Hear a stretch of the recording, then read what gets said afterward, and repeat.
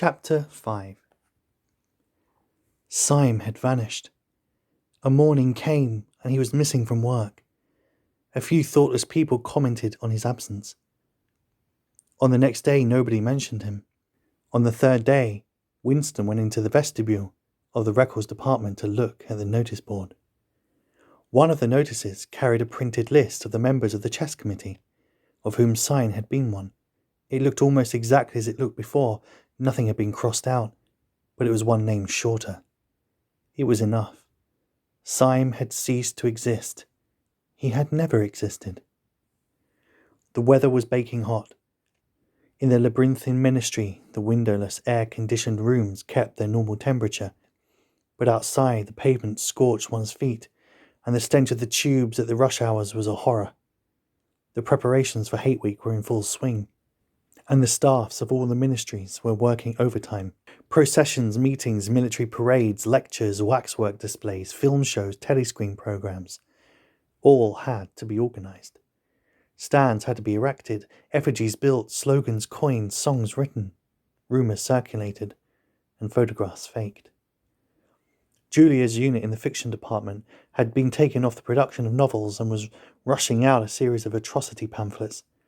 Winston, in addition to his regular work, spent long periods every day in going through back files of the Times and altering and embellishing news items which were to be quoted in speeches. Late at night, when crowds of rowdy proles roamed the streets, the town had a curiously febrile air. The rocket bombs crashed oftener than ever, and sometimes in the far distance there were enormous explosions which no one could explain, and about which there were wild rumours. The new tune, which was the theme song of the Hate Week, the Hate Song it was called, had already been composed and was being endlessly plugged on the telescreens. It had a savage, barking rhythm, which could not exactly be called music, but resembled the beating of a drum. Roared out by hundreds of voices to the tramp of marching feet, it was terrifying. The proles had taken a fancy to it, and in the midnight streets it competed with the still popular It Was Only a Hopeless Fancy. The parson's children played it at all hours of the night and day, unbearably on a comb and a piece of toilet paper. Winston's evenings were fuller than ever. Squads of volunteers organised by parsons were preparing the street for Hate Week, stitching banners, painting posters, erecting flagstaffs on the roofs, and perilously slinging wires across the street for the reception of streamers. Parsons boasted that Victory Mansions alone would display 400 metres of bunting. He was in his native element and happy as a lark. The heat and the manual work had given even him a pretext for reverting to shorts and an open shirt in the evenings. He was everywhere at once, pushing, pulling, sawing, hammering, improvising, jollying everyone along with a camaraderie exhortations and giving out every fold of his body what seemed an inexhaustible supply of acrid-smelling sweat. A new poster had suddenly appeared all over London. It had no caption and represented simply the monstrous figure of Eurasian soldiers, 3 or 4 metres high, striding forward with expressionless Mongolian face and enormous boots, a submachine gun pointed from his hip. From whatever angle you looked at the poster, the muzzle of the gun, magnified by foreshortening, seemed to be pointed straight at you. The thing had been plastered on every blank space on every wall, even outnumbering the portraits of Big Brother. The proles, normally apathetic about the war, were being lashed into one of the periodical frenzies of patriotism, as though to harmonise with the general mood. The rocket bombs had been killing larger numbers of people than usual.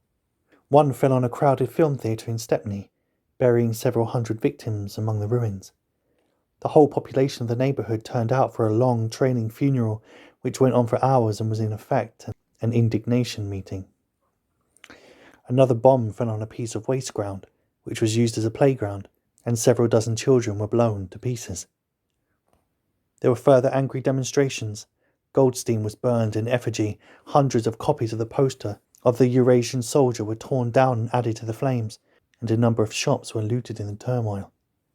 Then a rumour flew round that spies were directing the rocket bombs by means of wireless waves, and an old couple, who was suspected of being of foreign extraction, had their house set on fire and perished of suffocation.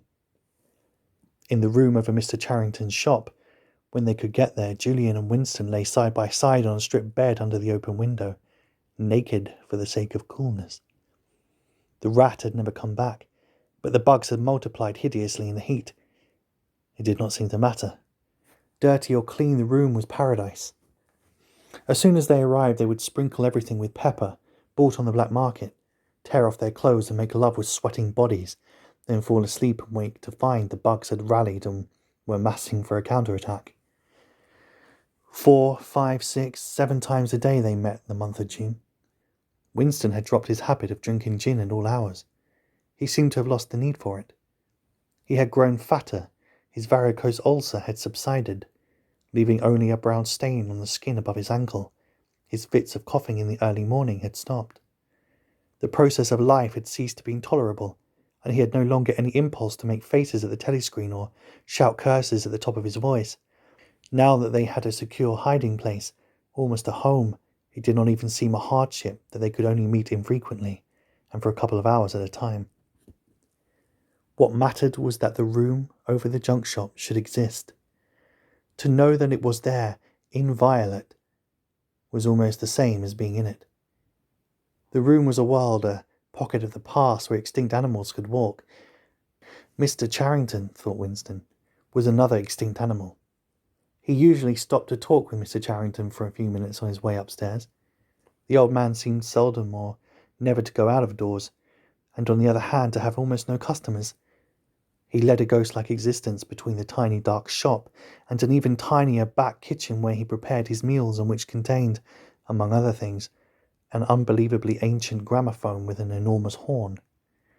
He seemed glad of the opportunity to talk, wandering about among his worthless stock with his long nose and thick spectacles and his bowed shoulders in the velvet jacket.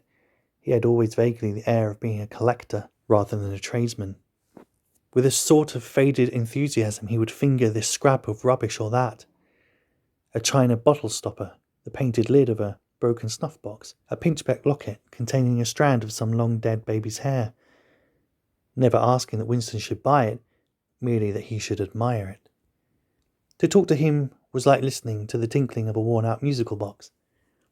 He had dragged out from the corners of his memory some more fragments of forgotten rhymes. There was one about 24 blackbirds, and another about a cow with a crumpled horn, and another about the death of poor Cock Robin. "It just occurred to me you might be interested," he would say with a deprecating little laugh whenever he produced a new fragment. But he could never recall more than a few lines of any one rhyme. Both of them knew, in a way it was never out of their minds, that what was now happening could not last long. There were times when the fact of impending death seemed as palpable as the bed they lay on, and they would cling together with a sort of despairing sensuality, like a damned soul grasping at its last morsel of pleasure when the clock is within 5 minutes of striking. But there were also times when they had the illusion not only of safety but of permanence. So long as they were actually in this room, they both felt no harm could come to them. Getting there was difficult and dangerous, but the room itself was sanctuary. It was as when Winston had gazed into the heart of the paperweight, with the feeling that it would be possible to get inside that glassy world, and that once inside it, time could be arrested. Often they gave themselves up to daydreams of escape. Their luck would hold indefinitely, and they would carry on their intrigue, just like this, for the remainder of their natural lives.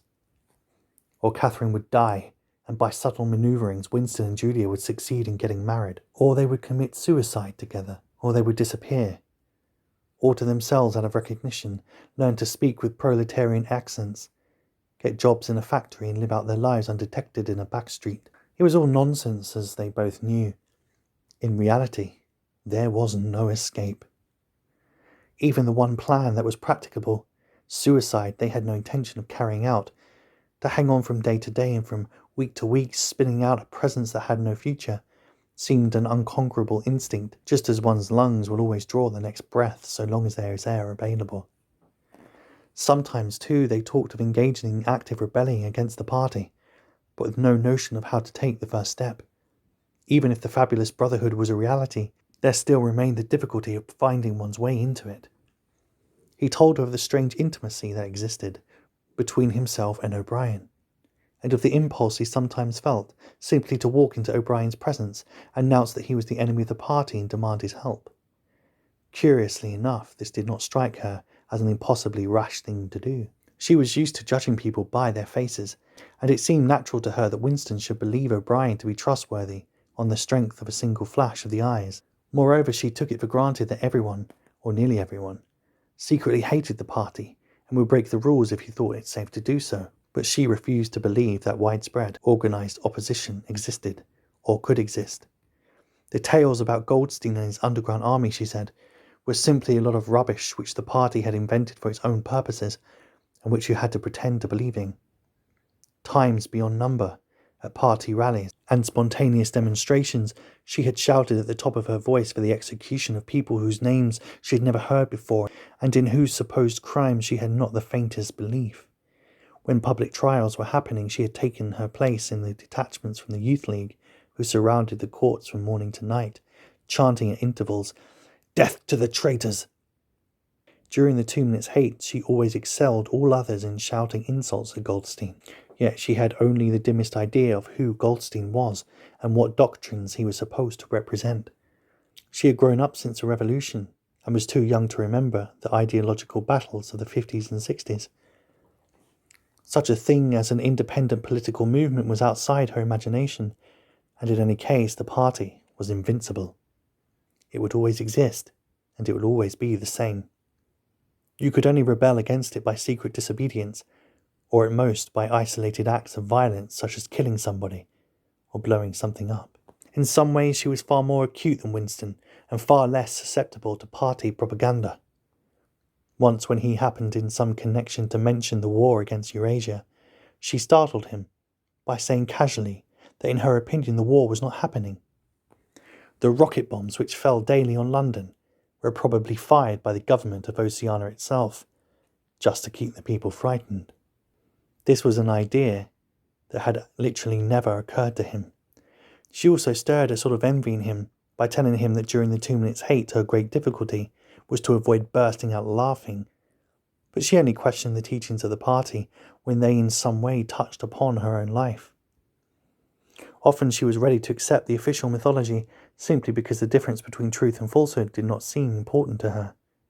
She believed, for instance, having learnt it at school, that the party had invented aeroplanes. In his own school days, Winston remembered, in the late 50s, it was only the helicopter that the party claimed to have invented. A dozen years later, when Julia was at school, it was already claiming the aeroplane. 1 generation more, and it would be claiming the steam engine. And when he told her that aeroplanes had been in existence before he was born, and long before the Revolution, the fact struck her as totally uninteresting. After all, what did it matter who had invented aeroplanes? It was rather more of a shock to him when he discovered from some chance remark that she did not remember that Oceania 4 years ago had been at war with East Asia and at peace with Eurasia. It was true that she regarded the whole war was a sham, but apparently she had not even noticed that the name of the enemy had changed. "I thought we'd always been at war with Eurasia," she said vaguely. It frightened him a little. The invention of aeroplanes dated from long before her birth, but the switchover in the war had happened only 4 years ago, well after she had grown up. He argued with her about it for perhaps a quarter of an hour. In the end, he succeeded in forcing her memory back until she did dimly recall that at one time East Asia and not Eurasia had been the enemy, but the issue still struck her as unimportant. "Who cares?" she said impatiently. "It's always one bloody war after another, and one knows the news is all lies anyway." Sometimes he talked to her of the records department, and the impudent forgeries that he committed there. Such things did not appear to horrify her. She did not feel the abyss opening beneath her feet at the thought of lies becoming truths. He told her the story of Jones, Aronson, Rutherford, and the momentous slip of paper which he once held between his fingers. It did not make much impression on her. At first, indeed, she failed to grasp the point of the story. "Were they friends of yours?" she said. "No, I never knew them. They were inner party members. Besides, they were far older than I was. They belonged to the old days before the Revolution. I barely knew them by sight." "And what was there to worry about? People are being killed off all the time, aren't they?" He tried to make her understand. "Yeah, this was an exceptional case. It wasn't just a question of somebody being killed.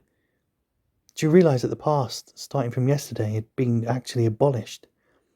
If it survives anywhere, it's in a few solid objects with no words attached to them. Like that lump of glass there. Already we know almost literally nothing about the revolution and the years before the revolution. Every record had been destroyed or falsified, every book has been rewritten, every picture has been repainted, every statue and street and building has been renamed, every date's been altered. And that process is continuing day by day and minute by minute. History is stopped. Nothing exists except an endless present in which the party is always right. I know, of course, that the past is falsified, but it would never be possible for me to prove it. And even when I did the falsification myself, after the thing is done, no evidence ever remains. The only evidence is inside my own mind, and I don't know with any certainty that any other human being shares my memories. Just in that one instance, in my whole life, I did possess actual concrete evidence after the event, years after it. And what good was that? It was no good, because I threw it away a few minutes later. But if the same thing happened today, I should keep it. Well, I wouldn't, said Julia. I'm quite ready to take risks, but only for something worthwhile, not for bits of old newspaper. What could you have done with it, even if you had kept it? Not much, perhaps. But it was evidence. It might have planted a few doubts here and there, supposing that I dared to show it to anybody. I don't imagine that we can alter anything in our own lifetime, but one can imagine little knots of resistance springing up here and there, small groups of people banding themselves together and gradually growing, and even leaving a few records behind so that the next generation can carry on where we left off. I'm not interested in the next generation, dear. I'm interested in us. You're only a rebel from the waist downwards, he told her. She thought this brilliantly witty and flung her arms round him in delight. In the ramifications of party doctrine she had not the faintest interest. Whenever he began to talk of the principles of ingsoc, doublethink, the mutability of the past and the denial of objective reality, and to use newspeak words, she became bored and confused, and said that she never paid attention to that kind of thing. One knew that it was all rubbish, so why let oneself be worried by it? She knew when to cheer and when to boo, and that was all that one needed. If he persisted in talking of such subjects, she had a disconcerting habit of falling asleep. She was one of those people who can go to sleep at any hour and in any position. Talking to her, he realized how easy it was to present an appearance of orthodoxy, while having no grasp whatsoever what orthodoxy meant. In a way, the worldview of the party imposed itself most successfully on people incapable of understanding it. They could be made to accept the most flagrant violations of reality, because they never fully grasped the enormity of what was demanded of them, and were not sufficiently interested in public events to notice what was happening. By lack of understanding, they remained sane. They simply swallowed everything, and what they swallowed did them no harm, because it left no residue behind, just as a grain of corn will pass undigested through the body of a bird.